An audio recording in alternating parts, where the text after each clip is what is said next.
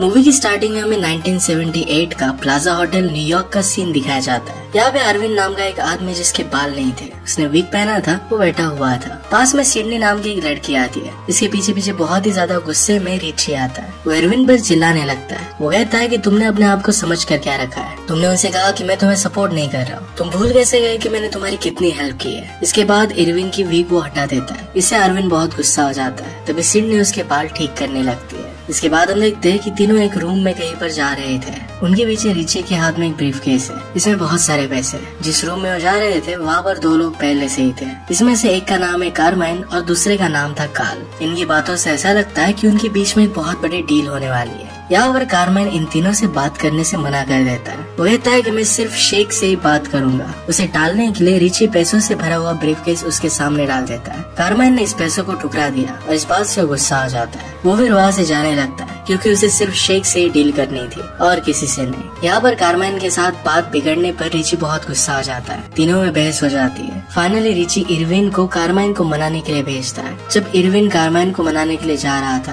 तब हमें उसके लाइफ के पूरे फ्लैशबैक दिखते हैं। हमें पता चलता है कि बचपन में उसके फादर की ग्लास रिपेयरिंग की स्टोर थी। इसकी सेल्स बहुत ही कम होती थी। सेल्स बढ़ाने के लिए वो खुद ही दुकानों के कांच तोड़ आते थे। रिपेयर करने के लिए सब लोग फिर उनके ही पास आते। इसी के साथ हमें पता चलता है कि इरविन एक चोर था, पर उसका डिफरेंट टाइप का बिजनेस था। उसकी एक ड्राई क्लीनिंग की शॉप थी जहाँ पर नशे करने वाले अमीर लोग वहाँ पर आते थे और नशे में ही कपड़े लेकर चले जाते थे। ये कपड़े वापस ले जाना वो भूल जाते। इन्हीं कपड़ों को इरविन बेच देता था और इससे वो पैसे कमाता था। इन्हीं सब के बीच एक दिन उसे सिडनी मिली। दोनों एक दूसरे को देखते ही रह गए। वो दोनों एक दूसरे से बात करते हैं और उनमें फ्रेंडशिप हो जाती है। स्लोली एक दूसरे के काफी करीब आ गए थे। दोनों इंटीमेट हो जाते हैं। आगे चलकर इरविन उसे अपने बिजनेस के बारे में बताता है। कई सारे अमीर लोगों के कपड़े उसे गिफ्ट देता है। सिडनी को इतने सारे महंगे कपड़े पहनकर बहुत अच्छा लगता है। इरविन और वो फिर करीब आ जाते हैं। आगे हमें पता चलता है कि ड्राई क्लीन का बिजनेस उसका साइड बिजनेस है। एक्चुअली उसका बिजनेस लोगों को लोन देकर उनसे चोरी करना है। जिन भी लोगों को लोन नहीं मिलता उन लोगों को लोन दिलवाने का वो वादा करता है। इसके बदले उन लोगों से वो काफी छोटी अमाउंट मांगता है और इसके बाद उनके साथ स्कैम करता है। इसी बिजनेस में वो सिडनी को भी ज्वाइन करने के लिए कहता है। पहले तो सिडनी मना करती है पर बाद में फिर मान जाती है। बिजनेस में अगर लड़की साथ में हो तो क्लाइंट को फंसाने के लिए आसानी हो जाती है। सिडनी भी काफी शातिर थी। वो एक क्लाइंट के साथ फ्लर्ट करती है। ऐसे ही करते करते वो उनके बिजनेस को बहुत बड़ा बना देते हैं। यहाँ पर सिडनी इडिथ नाम से अपना पूरा काम कर रही थी। वो बहुत सारे लोगों को लूटते हैं। काफी पैसों के साथ इरविन और सिडनी काफी अच्छे से टाइम एक दूसरे के साथ स्पेंड कर रहे थे। वो बहुत मजे करते हैं। उन दोनों को देखकर ऐसा लगता है कि यही तो प्यार है। इनसे अच्छा कपल इस दुनिया में कोई हो नहीं सकता। इसके बाद हम देखते हैं कि इरविन की सच्चाई ये नहीं है। एक्चुअली उसकी एक वाइफ और छोटा सा बच्चा भी है। उसकी वाइफ का नाम रोजलिन है। रोजलिन और इरविन की रिलेशनशिप काफी खराब है। वो एक दूसरे से बहुत नफरत करते हैं। सिर्फ अपने बच्चे की वजह से एक दूसरे के साथ रह रहे हैं। रोजलिन हमेशा घर पर ही रहती है। बाहर जाना उसे पसंद नहीं। कभी भी वो खुश नहीं रहती। इरविन की इन सारे कारनामों के बारे में उसे कुछ भी नहीं पता। हमें पता चलता है कि इन्हें जो बेटा है एक्चुअल में इरविन का बेटा नहीं है। रोजलिन को ऑलरेडी ये बेटा था, पर इरविन इस बेटे को अपने बेटे की तरह ही पालता है। रोजलिन के लिए इरविन के दिल में अब कुछ भी जगह नहीं थी। उन दोनों में काफी झगड़े होते थे। उनकी एक लड़ाई पर सीन कट होता है। नेक्स्ट सीन में हम इरविन को देखते हैं जो अपने नए क्लाइंट को फंसा रहा था। उनके न्यू क्लाइंट्स इरविन से बहुत ही आशा लगाए हुए थे। इरविन उनका लोन पास कर देगा। इरविन शुरू में तो बहुत भाव खाता है, पर जब क्लाइंट एक्चुअल में लोन के लिए चेक दे रहा था तभी सिडनी यानी कि इडिथ वो चेक ले लेती है। उतने में वहाँ पर दरवाजे में किसी की एंट्री हो गई। वो थे FBI एजेंट जो उन्हें पकड़ने के लिए आए थे। हमें पता चलता है कि वो क्लाइंट रिची ही था। रिची एक FBI एजेंट है। दोनों को पकड़ने के लिए सारा जाल उन्होंने बिछाया हुआ था। ये सब करते हुए रंगे हाथ वो दोनों पकड़े जाते हैं। उन्हें पुलिस कस्टडी में रखा जाता है। यहाँ पर सिडनी और इरविन से रिची पूछताछ करने लग जाता है। उन्हें वो काफी डराता है कि अब तुम्हारी पूरी जिंदगी जेल में ही बीतेगी। उनकी बातों बातों में पता चलता है कि रिची को इडिथ पर क्रश है। वो इनसे कहता है कि अगर तुम्हें जेल में नहीं जाना तो तुम्हारे पास एक ऑप्शन है। अगर तुम दोनों मिलकर मेरी हेल्प करो तो मैं तुम्हें जेल में नहीं डालूंगा। उन्हें 4 बड़े क्रिमिनल्स को पकड़ना था। अगर उन्होंने हेल्प की तो उन दोनों को छोड़ देगा। उनके सारे चार्जेस ड्रॉप कर दिए जाएंगे। अब उनके पास कोई भी ऑप्शन नहीं था। इरविन इसके लिए मान जाता है। इरविन प्लान बनाता है कि एक नकली अमीर शेख को यहाँ पर वो लेकर आएंगे। इससे कार्ल डील करेगा। हमें पता चलता है कि कार्ल भी इरविन की तरह एक चोर था। वो चोरी का सामान अमीरों को बेचता है। यहाँ पर इरविन कार्ल को शेख के बारे में बताता है। कार्ल को कमीशन चाहिए था, इसलिए कहता है कि मैं कार्माइन को भी डील में लेकर आऊंगा। अब यहाँ पर कार्माइन कौन है? एक्चुअल में न्यू जर्सी का मेयर था। वो न्यू जर्सी में बहुत ही पॉपुलर और पावरफुल भी है। वहाँ के लोगों को हेल्प करने के लिए उसने बहुत सारे स्टेप्स उठाए। लोग उससे बहुत ही खुश हैं। इसी रीजन की वजह से कार्माइन वहाँ का 25 इयर्स से मेयर है। हमें पता चलता है कि कार्माइन अब अटलांटिक सिटी को दोबारा खड़ा करना चाहता था और इसके लिए उसके पास पैसे नहीं थे। पैसों के चक्कर में वो बैंक जाता है पर वहाँ पर उसे लोन नहीं मिला। किसी भी हालत में उसे पैसे चाहिए थे ताकि वो अपना सपना पूरा कर सके। यहाँ पर कार्माइन के पास जाता है, उसे शेक के बारे में बताता है। इसके बाद नेक्स्ट सीन में हम रिची के बॉस को देखते हैं जो FBI के हेड थे। रिची के बॉस काफी खड़ूस थे और रिची से काफी चलते थे। रिची उसे कहता है कि हमें फेक शेक के अकाउंट में $8 करोड़ डालने होंगे। कार्माइन की पहुंच बहुत ही लंबी थी। अगर उसने शेक के अकाउंट को चेक किया और उसमें अगर उसे कुछ भी नहीं मिले तो उसे पता चल सकता था कि शेक फेक है और उनकी सारी स्कीम एक्सपोज हो सकती थी। अकाउंट में पैसे डालने की बात सुनने के बाद रिची के बॉस उसे साफ साफ मना कर देते हैं। अब रिची को किसी भी हालत में वो पैसे चाहिए थे। तभी वहाँ पर एडिथ आती है। वो रिची को कुछ बताती है। वो डायरेक्टली ब्रांडा के पास पहुँच जाता है। ब्रांडा ही सारे पैसों को मैनेज करती थी। यहाँ पर कुछ न कुछ कर एडिथ की मदद से वो पैसे निकाल लेती है और शेक के अकाउंट में वो डाल देते हैं। यहाँ एडिथ और कोई नहीं तो सिडनी ही थी। मैनेजर के साथ एडिथ ने दोस्ती कर ली थी। वो बहुत ही चालाकी से ये बात उनके बॉस के भी चीफ के पास पहुँचा देती है कि उन्होंने पैसे क्यों लिए थे। अब यहाँ पर रिची के बॉस भी कुछ कर नहीं सकते थे क्योंकि हाई कमांड को ये आइडिया बहुत ही पसंद आया था। अब यहाँ पर रिची के चीफ ही क्रेडिट ले रहे थे कि ये सब प्लान उनका ही था। एडिथ रिची को हेल्प कर रही थी और रिची को भी लगने लग गया था कि वो भी उसे पसंद करती है। अब यहाँ पर ये सीन खत्म हो जाता है और मूवी के स्टार्टिंग में हमें जो सीन दिखाया गया था हम वहीं पर पहुँच जाते हैं। रिची कार्माइन को पैसे देने के लिए जाता है। कार्माइन वहाँ से उठकर चला जाता है। यहाँ पर सारी मीटिंग रिकॉर्ड हो रही थी लेकिन कार्माइन ने पैसे नहीं लिए थे। अगर वो पैसे नहीं लेता तो उसे पकड़ा नहीं जा सकता। फिर से हम इरविन का सीन देखते हैं। इसमें कार्माइन को मनाने के लिए उसके पीछे जाता है। रिची ने जो भी किया था उसके लिए माफी मांगता है। इरविन उसे बहुत मनाता है। आखिर में कार्माइन मान गया।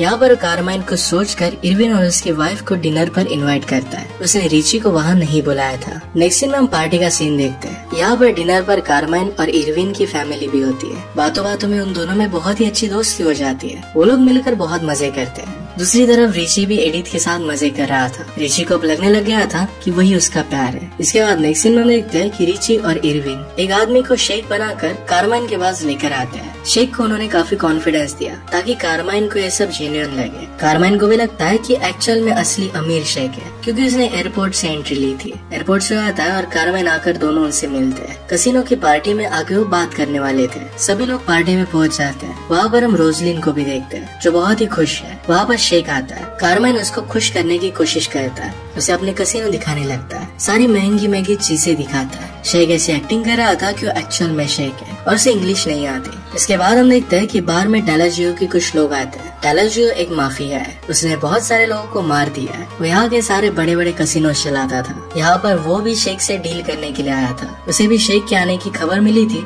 और वो भी शेक से डील करने के लिए आया था ताकि उसे कुछ पैसे मिल सके। यहाँ पर कार्माइन उसे इरविन के पास जाने के लिए कहता है। अब इरविन को डर लग रहा था क्योंकि माफिया एक्चुअल में बहुत ही डेंजरस है। इरविन उन लोगों से बात करने के लिए डर रहा था पर इरविन की वाइफ रोजलिन तुरंत उन लोगों के पास पहुंच जाती है और बिना डरे उनसे बात करने लगती है। यहाँ पर हम देखते हैं कि रोजलिन को उनके एक आदमी पर क्रश आ गया था। वहाँ फिर पीछे पीछे बाकी सारे लोग आते हैं। अपने शेख अब्दुल्ला को प्रेजेंट करते हैं। यहाँ पर हम देखते हैं डेलाजियो, इरविन और कार्माइन इन सब के बीच मीटिंग शुरू होती है। मीटिंग में डेलाजियो अपना पूरा प्लान बनाता है। इसमें उसका गोल था पूरे न्यू जर्सी में उसके कसिनो खोले। इसके लिए कार्माइन से उसे परमिशन मिल जाएगी पर और भी बहुत सारे लोगों को उसे मनाना पड़ेगा। काफी सारे पॉलिटिशियंस को उसे पैसे देने पड़ेंगे। इसीलिए उसे शेख से पैसे चाहिए। अब हमें पता चलता है कि एक्चुअल में रिची का यही प्लान था कि डेलाजियो और कार्माइन ये दोनों साथ में ही पकड़े जाए। पहले तो इन सब में काफी बहस होती है पर फाइनली प्लान के अकॉर्डिंग शेख डील के लिए मान जाता है। नेक्स्ट सीन में हम देखते हैं कि रिची बहुत एक्साइटेड था पर उसे पैसे और होटल में बुकिंग चाहिए। अच्छे होटल में बुकिंग इसलिए ताकि कार्माइन और डेलाजियो को शक न हो कि उनके पास जो शेख है वो एक्चुअल शेख नहीं है। एक अच्छे होटल में उसे बुकिंग चाहिए थी। साथ में उसे वहाँ पर कैमरे और रिकॉर्डर भी लगाने थे। उसके बॉस इस बात पर चिढ़े हुए थे और उसे मना कर देते हैं। रिची फिर उन पर गुस्सा हो जाता है कि इसमें उसने बहुत सारा टाइम इन्वेस्ट किया, बहुत मेहनत की है। सीधा और डायरेक्टली अपने बॉस के पास पहुंच जाता है। उन्हें वो बहुत मारता है। इसके बाद नेक्स्ट सीन में वो चीफ के सामने बैठे हुए थे। उनसे पूछते हैं कि एक्चुअल में हुआ क्या। रिची के बॉस कहता है कि आदमी पागल है, इसने मुझे जानबूझकर मारने की कोशिश की। चीफ उसकी बातों पर ध्यान नहीं देता। रिची उनसे कहता है कि आप मेरी भी मजबूरी समझो, मुझे पैसे और होटल की बहुत जरूरत है। अपना पूरा प्लान उन्हें समझाता है। चीफ इस पर काफी सोचता है और फिर हाँ कह देता है। वो कहते हैं कि अगर तुम्हें पैसे चाहिए तो पहले साबित करो कि एक्चुअल में वर्क करेगा, मुझे कुछ प्रूफ दिखाओ। वो पैसे देने के लिए प्रूफ मांग रहे थे पर फिर भी उसे होटल बुकिंग दे देते हैं। होटल मिलने के बाद रिची जाकर वहाँ पर कैमरेज लगा देता है। फिर से हमें मूवी का स्टार्टिंग दिखाया जाता है। इसके बाद हम देखते हैं कि कार्माइन और बहुत सारे पॉलिटिशियंस वहाँ पर थे। वो इन सब लोगों को घूस दे रहे थे और इसकी वीडियो बन रही थी। वहाँ पर अभी तक टैलाजियो के अगेंस्ट कुछ भी प्रूफ नहीं था। उसे पकड़ना पूरे देश के लिए बहुत ही इम्पोर्टेंट था, पर वहाँ पर टैलाजियो आया ही नहीं था। वहाँ पर टैलाजियो के अगेंस्ट प्रूफ जमा करने के लिए वो कुछ सोच रहा था। नेक्स्ट सीन में हम देखते हैं कि टैलाजियो के आदमी के साथ रोजलिन डेट पर जाती है। वहाँ पर बहुत ही खुश थे। वो आदमी और रोजलिन एक दूसरे के साथ बहुत ही अच्छा टाइम स्पेंड करते हैं। वो उसे बता देती है कि FBI के साथ मिलकर मेरा हस्बैंड काम कर रहा है। इस बात पर टैलाजियो का आदमी कुछ सोचने लग गया। वो सीधा कार्माइन को लेकर इरविन के पास पहुंच जाता है। वो उसे बंदूक लगाकर सब कुछ पूछता है। इरविन झूठ बोल देता है कि मेरा FBI के साथ कोई भी रिलेशनशिप नहीं है। वो कहता है कि ऐसा होता तो सारे पैसे मैं खुद खा लेता। उन लोगों को इरविन पर भरोसा हो जाता है। उसे मार पीट कर वो छोड़ देता है। इरविन को पता चल जाता है कि रोजलिन ने ये सब बताया हुआ था। वो घर जाकर उसे बहुत कुछ सुनाता है। उसे कहता है कि मुझसे दूर रहो। यहाँ पर नेक्स्ट सीन में हम रिची को देखते हैं, जो रिसर्च करने के बाद टैलाजियो के लॉयर के पास जाता है। लॉयर उसे कहता है कि टैलाजियो के सारे अकाउंट्स वही हैंडल करता है। रिची को सिर्फ टैलाजियो के साथ बात करनी थी। बातों बातों में रिची के लॉयर से ये बात निकलवा लेता है कि टैलाजियो को कसिनो खोलना था, इसलिए वो काफी लोगों को घूस दे रहा है। इसके लिए वो कुछ भी कर सकता था। ये सारी बातें रिची की गर्लफ्रेंड पर्स से रिकॉर्डर में रिकॉर्ड कर रही थी। ये सब FBI चीफ अपने ऑफिस में बैठकर सुन रहे थे। अब रिची की बातों पर उन्हें भरोसा आता है। पूरा अमाउंट वो टैलाजियो के लॉयर के अकाउंट में डाल देते हैं। नेक्स्ट सीन में हम देखते हैं कि इरविन जेल नहीं जाना चाहता था, पर कार्माइन के साथ इतने दिनों में उसकी फ्रेंडशिप बहुत ही अच्छी हो गई थी। इरविन ने कार्माइन के साथ जो किया था इसके लिए उसे बहुत ही बुरा लग रहा था। उसे पता था कि कार्माइन सिर्फ न्यू जर्सी के लोगों के लिए कुछ अच्छा करना चाहता है। वो फिर कार्माइन के घर पर पहुंच जाता है। उसने जो भी किया था ये सब कुछ उसे बता देता है। ये सुनकर कार्माइन को बहुत गुस्सा आया। वो इरविन को बहुत मारता है। मार कर उसे घर से बाहर निकाल देता है। उनकी दोस्ती यहाँ पर टूट जाती है। इसके बाद FBI के ऑफिस में हम रिची और उसके बॉस के चीफ को देखते हैं। वो काफी परेशान थे। तभी वहाँ पर इरविन और एडिथ आते हैं। यहाँ पर चीफ उन्हें बताता है कि $8 करोड़ गायब हो चुके हैं, जो कि डिलीजियो के अकाउंट में थे। ये अब किसी के भी अकाउंट में ट्रेस नहीं हो रहे। किसी को भी नहीं पता कि ये पैसे कहाँ पर गए। अगर ये पैसे नहीं मिलते तो FBI के रेपुटेशन के लिए बहुत ही बुरा होगा। इरविन कहता है कि मुझे नहीं पता कि वो पैसों का हुआ क्या। वो कुछ भी ना जानने की एक्टिंग करता है। रिची उसे गुस्से में कहता है कि तुम्हें सब कुछ पता है। इरविन फिर उसे बताता है कि जिस लॉयर से तुम मिले थे वो एक्चुअल में मेरा ही फ्रेंड था। वो डिलीजियो का लॉयर नहीं था। वो आदमी उसे उसी पार्टी में मिला था जहाँ पर सिडनी और इरविन की मुलाकात हुई थी। वो सारे पैसे उसी के पास ही है। इरविन शर्त रखता है कि अगर मेरे खिलाफ सारे चार्जेस तुम ड्रॉप कर दो तो मैं सारे पैसे तुम्हें लौटा दूंगा। उनके पास कोई रास्ता नहीं था। वो इरविन के ऊपर से सारे चार्जेस ड्रॉप कर देते हैं। इरविन ने सारे पैसे FBI को वापस कर दिया। तो हम देखते हैं कि सारे करप्ट पॉलिटिशियन पकड़े जाते हैं। इनमें कार्माइन भी था। इरविन ने सब कुछ एक्सप्लेन किया था और इसी वजह से कार्माइन की सजा कम कर दी गई। पूरे ऑपरेशन का क्रेडिट रिची के बॉस ले जाते हैं। उन्हें लगता है कि रिची ने इसे अच्छी तरीके से एग्जीक्यूट नहीं किया। हम रोजलिन को देखते हैं, जो डिलीजियो के आदमी के साथ अफेयर में बहुत ही खुश थी। वो पहले बहुत ही दुखी रहती थी, पर आजकल उसे बहुत ही अच्छा लग रहा है। इस बात से इरविन को थोड़ा सा भी बुरा नहीं लगता, क्योंकि वो यही चाहता था कि रोजलिन खुश रहे। इसके बाद एंड में हम देखते हैं कि इरविन और एडिथ इन दोनों ने मिलकर बुरे काम छोड़ दिए थे। उन्होंने एक आर्ट गैलरी को ओपन कर लिया था। इरविन अपने बेटे और सिडनी के साथ बहुत ही खुश रहता है। यही पर ये मूवी खत्म हो जाती है। अगर आपको एक्सप्लेनेशन अच्छा लगता है तो इससे लाइक और कमेंट जरूर कर दीजिएगा। बहुत सारे मूवीज लेकर आता रहता हूँ, तो प्लीज चैनल को सब्सक्राइब कर दीजिए और बेल नोटिफिकेशन आइकन मत भूलिएगा। हम फिर से मिलेंगे और एक नए मूवी के साथ। तब तक के लिए थैंक यू और आप अपने आप का ख्याल रखिए।